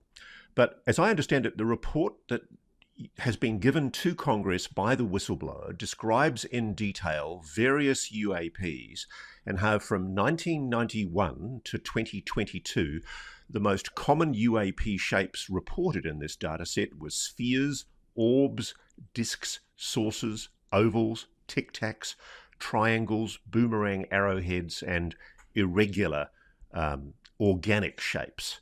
Mm-hmm. Your source obviously had an opportunity to look at that database. Can you give me some information on the size of the whistleblower report? How many pages is it? How much detail is being provided to Congress? Yeah, the report. So I have the report. I think it's 25 pages. It's very well written. This is a professional, somebody whose job it is to interpret information and evidence, somebody who obviously feels moral duty to the Constitution. Similarly to David Grush, this is a person who obviously loves their country and is patriotic, and does not feel that this information, if it got out, would undermine national security. Um, I I hope very much that the report, that some version of it, can be made public, because this is taxpayers paid for this research, as you mentioned, over many decades. Um, I am not sure that people, maybe people really know what it is. Maybe they don't, but either way, there's no. I don't see any reason. I didn't see anything in it, and I'm not a journalist like. And with all due respect to Julian Assange, I would not just release information willy nilly. I also care about the security of the United States, as does this person. That's why I gave the Defense Department almost 5 days to get back to me. But it has an incredible amount of information, and I think there's just been a lot of gaslighting on this issue. And one of the things I describe in here, and your viewers probably know this history better than I do, but basically the CIA created something called the Robertson Panel in 1953, which came out and said that all of these reports should be not only aggressively debunked, reports of UAPs, but ridiculed. And ridicule is a very severe form of disinformation, because it really attacks the character of a person. It's a way of calling people mentally ill. I think it's very cruel, and so I think that this report, validates that people were not crazy that reported these things. That these things are real physical manifestations, objects, phenomena. That these incidents are real. That they've been viewed by many enlisted soldiers. That a campaign of repression and threats and fear has been waged against people. And then the gaslighting, which is also, it's a tactic of abusers, continued from the Robertson Panel in 1953, and then of course your viewers probably also know there's something called the Condon Committee in 1960. I think it ran from 66 to 68, which also dismissed all of this. And so I'm also somebody that is very concerned about government disinformation. And are multiple cases of acknowledged and proven disinformation, including by the Air Force Office of Special Intelligence. And so we don't want the government, you don't want the government hiding things that are in the public's interest to know. And you also don't want the government spreading disinformation and ruining people's lives, because these are real people's lives we're talking about here. And so far, no justification has been given for this level of secrecy, censorship, and disinformation. Let's get into the nitty gritty, some of the detail that you do reveal in your report. And there is, as you've already acknowledged a little bit earlier, an absolutely incredible incident involving an F-22 Raptor, which is the top frontline fighter jet in the United States military arsenal. And it describes orbs surrounding and forcing an F-22 out of a patrol area. The F-22 broke trajectory and attempted to evade, but was intercepted and boxed in by approximately 3 to 6 UAPs. Now, the thing about that, Michael, is I often cop it from some viewers who are very much of the rosy view about non-human intelligence, that they're all benevolent and kind. What you seem to be describing here is something where, at the very least, a UAP or a group of UAPs are essentially trying to behave like an adversary. They're boxing in a fighter jet. What's going on? What does the whistleblower think about that finding? And what conclusion did you reach on the basis of the evidence that you read in the report?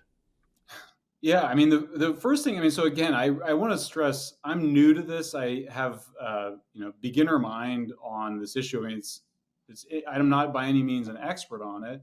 or a military expert. So with those caveats out of the way, I mean, the first most obvious thing you're struck by with that particular case is that this technology or form of life or whatever it is, adversary, is demonstrating dominance.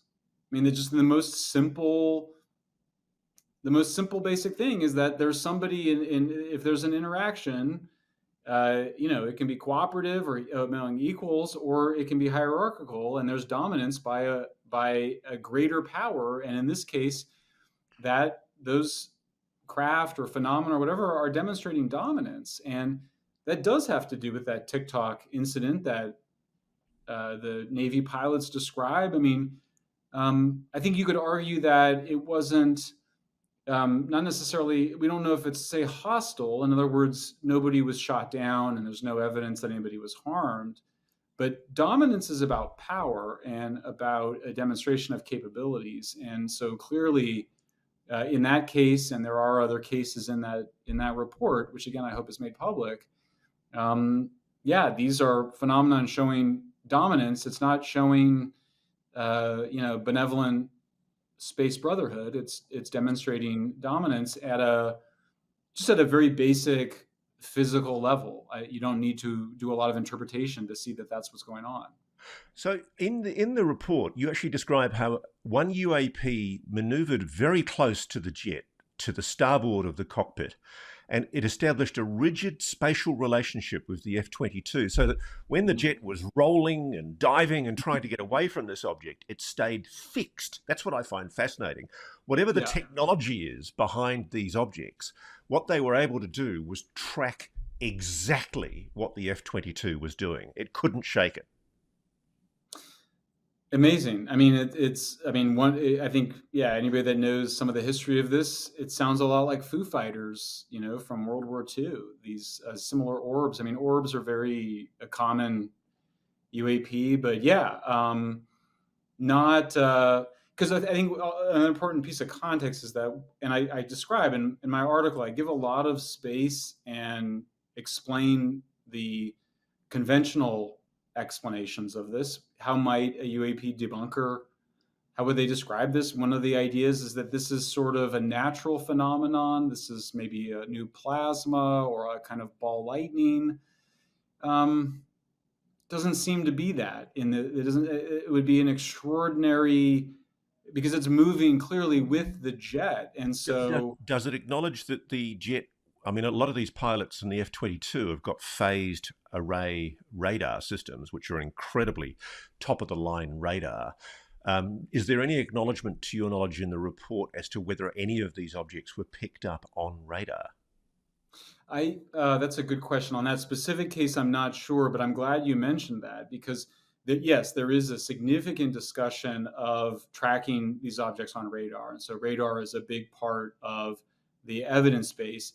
The report also mentions that they are documenting both the UAPs and the effects of UAPs through sensors tracking their physical effects on the Earth environment that are maybe not visible, or they say are not visible. So what's being emphasized?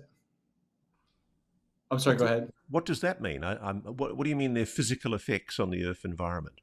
I can't remember if there was anything more specific about it, but it was, I think the language was atmospheric effects of these UAP. And I don't remember any more detail than that. One of the things you do mention, there's another incident that you talk about where an orange orb was watched by the crew of a Navy aircraft carrier. A sphere descended from high altitude to about 100 to 200 yards directly above the flight deck of this aircraft carrier. It emitted a soft orange-red light, which didn't illuminate the ocean or the flight deck, despite the appearance of intense luminosity. The surface of the UAP was observed to be dynamic, roiling like the surface of the sun. And it was this bit here in your article that intrigued me.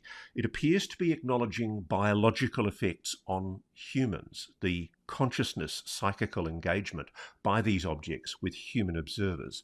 It said afterwards, observing personnel felt as if they snapped out of a trance and a Mhm. sense of personal unease. That's a really interesting biological effect of this phenomena, isn't it? Yeah, and very impressive that it's acknowledged by the military. I mean, I think, as you know, this phenomenon has a physical nuts and bolts hardware part of it, which is the level at which I think I mean, which many people are uncomfortable even talking about, but certainly it's probably less uncomfortable than some of the psychological, or you might even say spiritual effects that people describe relating to the phenomenon. So I was impressed to see that that had been properly documented by whoever it was in the U.S. military that had done the interviews with the crew to describe these hypnotic effects, because it's clearly been part of the history of the research of UAPs and their effects on people, is that people describe having lingering effects, both bad and good. Certainly a sense of awe, which may just be awe at some more powerful technology than we have, but also something that's sort of uncanny and doesn't lend itself as easily to language, that these, soldiers on a aircraft carrier were apparently describing to some investigator. So, Michael, the big question is is there any basis that your whistleblower understands this could possibly be legal? I mean, one of the most commonly speculated explanations is that perhaps as early as back in the days of Truman, Harry Truman, and Eisenhower, there was some kind of presidential executive order that was made that enshrined this legacy program in secrecy and somehow removed it from the need to put it under congressional oversight. To your understanding, as somebody who understands a lot of the constitutional law of America, I can't think of any basis upon which the American Constitution could be superseded by presidential order. Can you? No, because it's right there in black and white in our Constitution, and it's Article One. It's like the First Amendment. It's like they put it first for a reason. It's at the heart of our system of checks and balances. It's I mean, as I get older, I really appreciate the brilliance and the genius of the U.S. Constitution and this idea of overlapping powers and checks and balances. And so I think that this is more evidence that the system is out of balance, that the executive branch, that elements within the executive branch, elements within the defense and intelligence communities are outside of democratic civilian control. And I, for one, don't want to live in a country that is not under civilian democratic control. We don't want to live as slaves or as serfs. That's the whole purpose of the United States of America. So I can't imagine any court, much less the US Supreme Court, upholding the right of the Defense Department or the intelligence community to withhold this information at a minimum from the Gang of Eight. And I'm not entirely comfortable with just 8 members of Congress. That's not language from the Constitution. That's a more recent interpretation. But I think more broadly on this issue, and I say this to my friends who are very, very skeptical, like really don't believe any of this, and who think it's either some combination of hallucinations, disinformation, and social contagion. I always say, great, if you think that, then you should be the biggest advocate for disclosure and transparency and accountability. Because if this is some new, if it's if the Chinese or the Russians or the Iranians or some foreign adversary, or if it's the US government, Article 1 of the Constitution still applies, and the Supreme Court would require its enforcement if it ever came to them. Now, Michael, you've had the chance to talk directly with this whistleblower. And I have to say, for me, a lot of the time when I've met people from the legacy UAP program, the decisive moment where I became to believe that this is real is when I actually got the chance to meet these people, look them in the eye, and make the judgment that, yeah, they were telling the truth. I couldn't trip them up. You've had that opportunity with your own whistleblower, this person who's written this whistleblower report to Congress. What's your gut feeling about the truth of the allegations that there is non-human technology being held by the US government and or private aerospace without congressional oversight or transparency? Yeah, I mean, so first of all, I should say, I've dealt with a lot of whistleblowers over the last couple of years. We had two incredible sources uh, tell us who the first people to get COVID were at the Wuhan Institute of Virology. And those people were scared, but they felt the public needed to know. And by the way, Wall Street Journal confirmed our reporting 1 week later. Um, these whistleblowers are terrified. They're really really scared. They have reason to be scared. I think they are psychologically healthy individuals. I don't think they have. There's nothing I could. I've my in my past work I've dealt with mental illness. I interview homeless people on the street who are psychotic, including having UFO and alien psychoses. I recognize that could be psychosis. These people are not in psychotic states. These people are mentally healthy. They've passed all sorts of tests to be where they are. I have another whistleblower. I can't say a single thing about this person other than they're totally terrified. And I've been encouraging them to go to Congress, to go public, that they'll be safer that way. But it's very hard to fake that kind of fear. Most people are not very good actors. I mean, most actors are not very good actors. It's very hard to fake that level of fear, especially when you're dealing with people you know who they are and where they sit in various agencies or contractors, and they're in a position to know. And this person, I will say, I have met them in person. The whole way in which we met showed deep alarm and concern about their safety, and they are still very nervous about this and feel that their obligation to the public interest trumps their fear, because of course courage is not acting without fear. Courage is acting despite having a lot of fear. And so I think these people deserve a lot of credit. They're really American heroes as far as So, I'm concerned. so I want to pin you down, Michael. Where do you stand? You've got a gut instinct. What's your gut telling you about the veracity of the person you've been speaking to? I'm sure I'm very confident they're telling the truth. I mean, you never want to be 100%, but I'd say 95% that they're telling the truth. Same for the existence of this database and this program. It's a very specific set of details. I don't think that it doesn't come from the lore. It's new. I did verify this. Always, you can't do anything with. You should never do anything with a single source, in my view. I do have other sources that confirmed that name, and like I said, the confirmation came with a warning that it could result in my surveillance. So, I think it's a strong story. I will also point out, Ross. I wrote I think 3 pieces last year on UAPs out of probably 300 articles. A lot of people wanted me to keep doing UAP stories. And what I said was, I'll do a story when I have something really significant that I'm willing to, put my name on and stand by. And so this is the first story in over a year, and stand by the story. And I stand by the sources. I believe that they're telling the truth. Why do you believe? What does your source tell you? What are your sources telling you about why the cover up?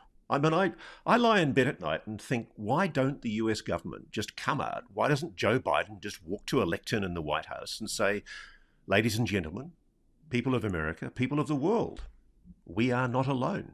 Why the lie? Well, yeah, not only that, but it's also like, why the persistence of the lie over such a long period of time? I mean, if you believe, if I believe my sources, and I suspect your sources have told you the same thing, there was every expectation that if Hillary Clinton had been elected, because she was very close to John Podesta, who's somebody that I've known for a long time. We don't always agree on many issues. We don't agree. That's why I like this issue. Is one of the pleasant things about it is that it's very bipartisan and non-ideological. But there was some sense in which the Clintons were going to do something. There's also, I mean, you've seen Donald Trump has said. I mean, I think for anybody who thinks, I mean, the most basic allegation here, the most fundamental allegation is that the U.S. government knows more than they're telling the public or Congress. President Trump has just confirmed that multiple times in recent podcasts in recent days, saying that he knows things that are not public. So President Trump was briefed. Why didn't he make it public? Why have Biden and Harris not made it public? John Podesta was in the White House for a different issue, but certainly for no lack of influence. You know, everybody has the same set of reasons. There's some sense in which there's just fear of public panic. And I think there's some reason to worry about that. I also think it can be overstated. I think that there's some genuine concern that these technologies are an advantage to the United States against our earthly adversaries. That's I find that plausible. And then I think the other more troubling conclusion would be that there's some bad things that have been going on as part of this. I'll use the word cover up, because that's what it is. There's some troubling behaviors that have gone along with the cover up. I mean, David Grush is on the record saying that people have been killed. I don't have evidence of that. That's not my claim. I'm saying that's what he said. I've certainly seen other people say it. I did do a whole story last year on UAP witnesses and whistleblowers reporting threats, including death threats, not just in the United States, but around the world. I find those witnesses credible. I don't think that I don't think that sane people allege that the US government or government officials had threatened them unless it had occurred. So I worry that there has been some bad behaviors that have gone along with a cover-up, and that the various folks that are still in what is sometimes referred to as the legacy program or these unacknowledged special access programs, that they're worried about some consequence for themselves. I mean, look, they didn't release all the JFK files, and Mike Pompeo, Trump's former the CIA director under Trump, said that it's because there were people still alive who were involved. Well, I mean, I don't find that particularly persuasive, and maybe we need some agreement on amnesty. But that also seems very plausible because we certainly have seen in other cases how bad powerful bureaucrats can behave when they get into those positions. It's funny, I once flippantly wrote, I think it was in my book, Michael, In Plain Sight, I wrote about how, the lying bastards that are responsible for this cover-up should be tarred and feathered and dragged around Washington behind the back of a Humvee. And some idiot tried to suggest I was advocating violence against the gatekeepers. In fact, what I strongly believe is that there should be a Truth and Reconciliation Commission. I was privileged to be able to cover the South African post-apartheid regime hearings as a journalist, and I thought it was incredible to watch boss Secret Service killers who'd murdered people in the freedom movement apologizing and admitting their crimes to the families of the people who'd been killed. And it was an incredibly therapeutic moment, and it has stopped, I think it stopped South Africa from falling apart into civil war. Mm-hmm. And I can tell you, I know the allegations of people being killed are true because I've been doing my own investigations, which people may soon see the result of. There are very, very grave illegalities and criminal actions and morally reprehensible actions that go to the whole issue of questioning our humanity as a species behind why there's the cover-up. And I just want to come back. There was a great quote from Matthew Pines, our mutual friend, a former very senior intelligence analyst, in one of your original stories from September last year. Matthew said to you, "There may be an acute concern that if this becomes another church committee level scandal, it would pour kerosene over the burning embers of distrust in the political system. whether it's the worry over technological surprise from strategic competitors like China, or that too many people have already spilled the beans. The political leadership may feel they have to manage things as much as possible behind the scenes as they face an unstable geopolitical dynamic and gird for an exceptionally fraught 2024 campaign. That comment, that quote by Matthew Pines, I thought was very prescient, because he's been proved right. It has been an incredibly rocky campaign. But do you think any of that is an excuse for non-disclosure, non-transparency, non-accountability to the American public and the rest of the world about what America really knows? No, absolutely not. And I come back to, for me, this is an abuse of power story first and foremost. And by the way, I 100% agree with you. It's more important to get the truth out and to end this decades-long government disinformation, ridicule, character assassination, cover up, because it's really causing harm to real people and it's undermining public trust in the government. I'm not anti-government. Like I object to false accusations against the FBI, which happen by some individuals on social media alleging things that are exaggerations or not true. I think it undermines and waters down when you have serious abuses of power that you need to get to the bottom of. We're overdue for another church committee hearing. I mean, that's the famous 1975 post-Watergate moment where we learned about MK Ultra. We learned about assassinations. We learned about efforts at mind control, things that sound like science fiction. We learned were actually being done by the CIA. I think we're overdue for a period of reform. I mean, America's founders, when they said, you need a revolution every few decades, that's really what they meant. Is they meant that you need a reform, you need a cleaning of the house, a cleaning out of the closets. And so, yeah, absolutely. And I don't think it should not be about revenge. It should be about truth and reconciliation, just like the South African model showed. And let's extend it to the JFK files and the UAP files and other abuses of power that we've seen, because ultimately that's a concern for all citizens, not just for people that are concerned about this particular issue. Well, Michael Shellenberger, where can people read your article, which is, by the way, a fantastic read? Thank you so much. People can just go to public.news, which is our Substack, but also the same content is available on X, formerly Twitter, at Shellenberger is the handle, no C, just at Shellenberger. And Michael, can I ask you this? Is your whistleblower, have they given evidence in camera or in any testimony at all, apart from their report to Congress? Have they been called to give evidence under oath? I genuinely don't know the answer to that question, but I can say that they have talked to either members of Congress or their staffs, and there are efforts underway. And I also should say that members of Congress and their staffs really would love to hear from other whistleblowers. And if they're scared, I also want to say I can work with them to protect their confidentiality. I think the reason that whistleblowers talk to us is because we are extremely careful about protecting our sources. And I also know the congressional staffers who are also serious professionals at protecting people. And so you'll be safer if you come forward and have contact with a journalist like myself and trusted congressional staffers than if you're out there on your own. So a message to anybody out there that's thinking about coming forward. I'm really sorry to keep on going as long as I am, but I'm really fascinated to get as much detail from you as possible. Clearly, this has gone to a committee before the Congress. Are you able to say which committee it's gone to?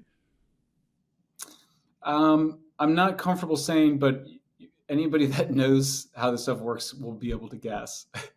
Yeah, I mean, I'm guessing the Senate Select Committee for Intelligence. But moving on from that, one thing I'm really worried about is There's been a lot of evidence. You're quite right, by the way, that last year you said that 30 people had given evidence, and it's actually a bit more than that now.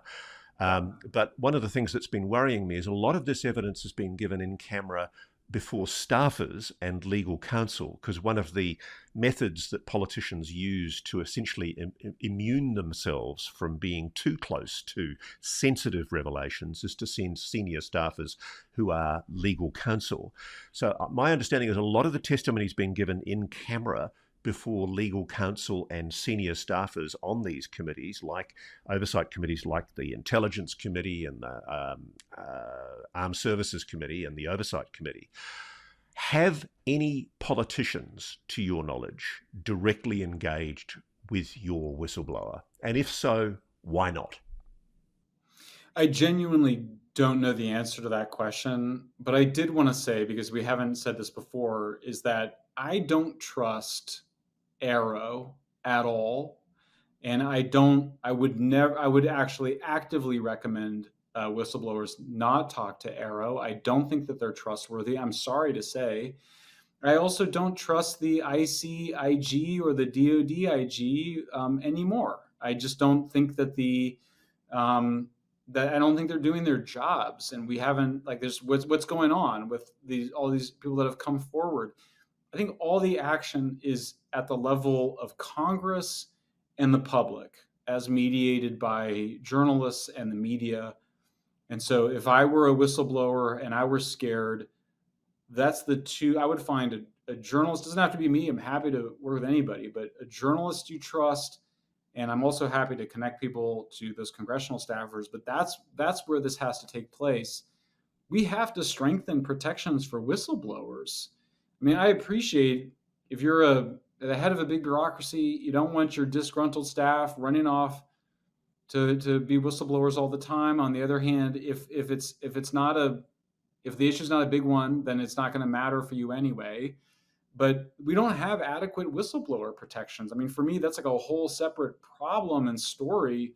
We need to strengthen whistleblower protections. That's Congress's job. It needs to do that. It should be one of the highest priorities for anybody who cares about good government, certainly for anybody that cares about getting out the truth and disclosure around UAPs. Because as it is now, I just think many people, quite reasonably, are just too scared to come forward. Well, Michael, I hope your article plays a significant role in encouraging those whistleblowers to come forward, and congratulations on your piece. Immaculate Constellation is quite a name. I wonder if it's a play on Immaculate Conception. Maybe we'll never know.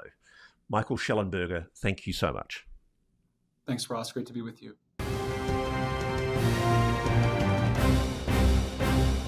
Thanks for watching. Go to joinnn.com to find NewsNation on your television provider. And please don't forget to click that red subscribe button to ensure you get more of NewsNation's unbiased and fact-driven news coverage.